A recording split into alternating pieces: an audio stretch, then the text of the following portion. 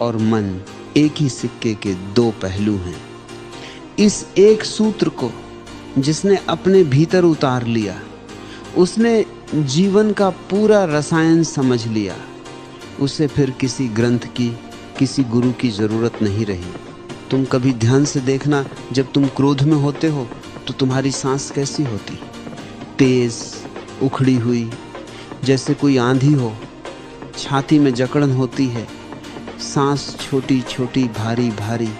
और जब तुम किसी बच्चे को देखते हो और तुम्हारे मन में प्रेम उमड़ता है, उस क्षण सांस कैसी होती है?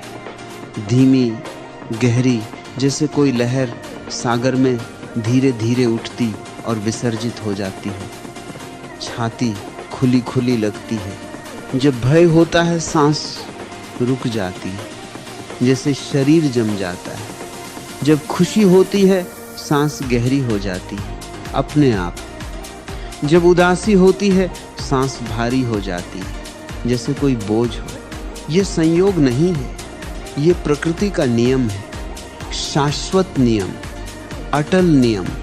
मन जो भी करता है सांस उसकी परछाई बन जाती है, और अगर तुमने सांस को बदला तो मन बदल जाता है। ये दोनों तरफ काम करता है। यही इस सूत्र की शक्ति है।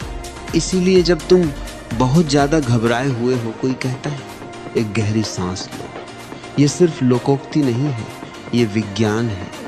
गहरी सांस लेते ही मन थोड़ा शांत होता है। ये हर इंसान ने अपने जीवन में महसूस किया है, लेकिन इस पर किसी ने गहराई से नहीं सोचा। मनुष्य दो जगत में जीता है एक साथ। एक जगत है बाहर का शरीर, इंद्रियां, देह, जो दिखता है, जो छुआ जा सकता है। दूसरा जगत है भीतर का विचार, भावनाएं, कल्पनाएं, स्वप्न, चेतना। इन दोनों के बीच एक पुल चाहिए, और वह पुल है सांस। देखो, शरीर की बाकी सब क्रियाएं स्वचालित हैं। हृदय धड़कता है, तुमने नहीं कहा धड़को। पाचन होता है, तुमने नहीं कहा पचाओ। रक्त बहता है, तुमने कभी उसे चलाया नहीं। ये सब चीजें तुम्हारे हाथ में नहीं है, लेकिन सांस अनोखी है, अद्वितीय है। ये अपने आप भी